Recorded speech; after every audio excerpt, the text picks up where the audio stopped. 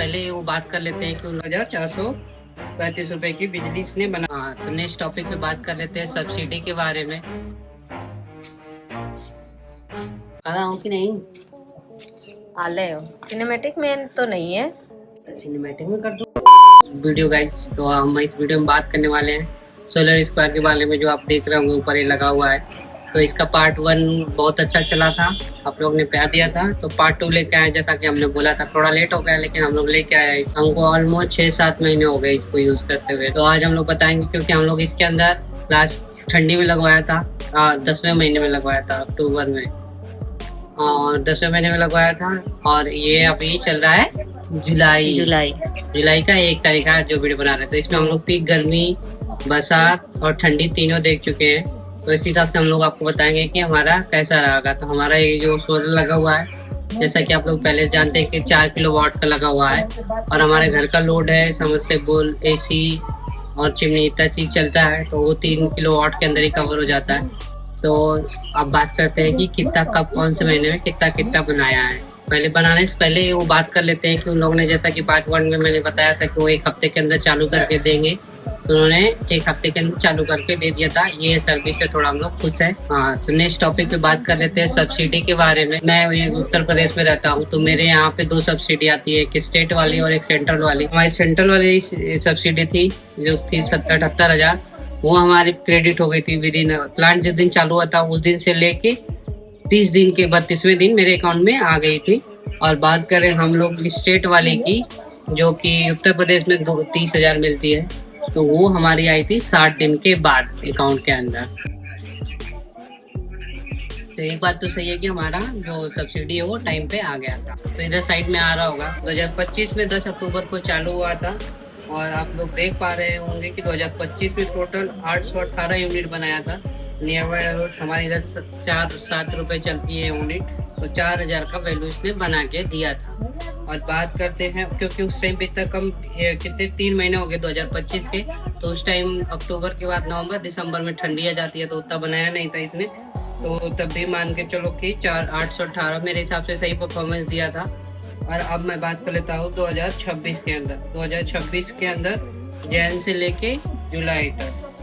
जुलाई का तो छोड़ ही देते, क्योंकि आज अभी जब मैं रिकॉर्ड कर रहा हूँ तो अब देखो 2 तारीख है अभी, तो 2 तारीख का छोड़ देता हूँ मैं। तो बात करते हैं, तो हम लोग जून की बात करेंगे। तो जून में जैन से लेके जून तक में इसने टोटल बनाया है 2.9 मेगा किलोवाट, जैसा कि आप लोग स्क्रीन पे देख पा रहे हो। नियर अबाउट 17,435 रुपए की बिजली इसने बनाई है। अगर मंथ वाइज बात करें तो 315 किलोवाट बनाया था जैन में, जो कि ठीक ही रहता है, मौसम थोड़ा बहुत नुकसान रहता है। फिर उसके बाद फैब में बनाया था 395 किलोवाट। फिर उसके बाद मार्च में बनाया 453 किलोवाट। फिर उसके बाद 588 किलोवाट इसने अप्रैल में बना दिया था। मई में 589 किलोवाट। फिर उसके बाद 555 किलोवाट इसमें बनाया था इसने पिछले महीने के अंदर। हाँ, तो अब बात कर रहे थे कि जब से हमने लगवाया इसको तब से हमारा बिजली का बिल आया है कि नहीं। ठंडी में हम लोग हीटर यूज नहीं करते हैं, तो हमारा उस टाइम पे भी कोई बिल नहीं आया था। लेकिन अभी बात कर लेते हैं गर्मी के टाइम का।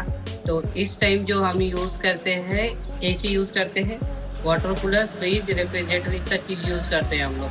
तो इस हिसाब से भी अब, क्योंकि हम लोग थोड़ा समरसेबुल भी चलता है, तो एक ओवीज का लोड हो जाता है। इन सब का लोड लेके अभी तक हम लोग ने बस जो मीटर चार्ज आता है, तो बहुत लोग को पता नहीं होगा कि हमको मीटर चार्ज देना ही रहता है। बिजली बिल अब यूज करें कि नहीं करें, अगर मीटर लगा हुआ है तो पर किलोवाट के हिसाब से 100 रुपए देना रहता है गवर्नमेंट को। तो वो चीज का वो वाला बिल अब तक आता था, क्योंकि मार्च में हमारा पिछला यूनिट का सेटलमेंट होता है, तो उसका अकाउंट में क्रेडिट हो जाता है, तो वो बिल से माइनस होने लगता है। तो वहां तक हमको 345 रुपया देना पड़ा। लेकिन मार्च से अब तक, क्योंकि हमारा पिछले साल का भी यूनिट बचा हुआ था, तो वो अकाउंट में पड़ा हुआ है, तो उसके लिए हमको 1 भी रुपया पे करने के नहीं पड़ता। तो मार्च से जून तक अभी तक हमने 1 भी रुपया पे नहीं किया है। बाकायदे जून में अगर देखा जाए तो मेरे कैसी 1.5 किलोवाट की है, वो प्रॉपर चलती है 8 से 9 घंटे डेली। एवरेज देखा जाए तो कभी कभी ज्यादा, कभी कभी, बट 9-10 घंटे डेली ही चलती है। लेकिन तो हम लोग को 1 भी रुपया अभी तक बिल नहीं आया है।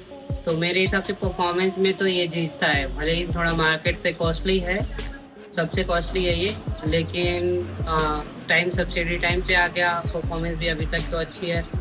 और अगर आपको कुछ जाना है तो कमेंट में बताइए, हम लोग आपको आंसर देंगे। क्लीनिंग का बता दो। हाँ? क्लीनिंग वाला अच्छा, ऑप्शनल है चलो, वो आप चलो, लेंगे चलो। तो आ जाते हैं टाइम से। हाँ, एक चीज और कि हमने इसके साथ साथ क्लीनिंग की सर्विस ली थी। तो क्लीनिंग का कितना इम्पैक्ट पड़ता है, तो बेसिकली अगर हम एवरेज देखते हैं तो 22-23 किलोवाट, 22-21 मान के चलो, 20-21 बनाता है दिन में। तो हमने इसकी क्लीनिंग की सर्विस ली थी, जिसका इन्होंने हमसे एक्स्ट्रा चार्ज किया था, वो पिछले वाले अमाउंट में ही इंक्लूडेड था वो। तो उसमें वो टाइम से आते हैं, क्लीनिंग करके जाते हैं इसको। तो क्लीनिंग से फर्क पड़ता है कि नहीं, क्योंकि हम लोग जिस एरिया में रहते हैं यहाँ पे धूल तो डस्ट ज्यादा है, तो हमारा सोलर पैनल गंदा होने के बाद 3 से 4 यूनिट कम बनाने लगता है। तो बट वो आते हैं, साफ करते हैं, तो उसके बाद हमारा जनरेशन बढ़ जाता है। तो अगर आप लिए हो तो क्लीनिंग या तो खुद से करो या सर्विस ले लो, ज़्यादा बेटर है। तो उसमें परफॉर्मेंस बनी रहती है इसकी, क्योंकि हमने उसका इम्पैक्ट देखा है।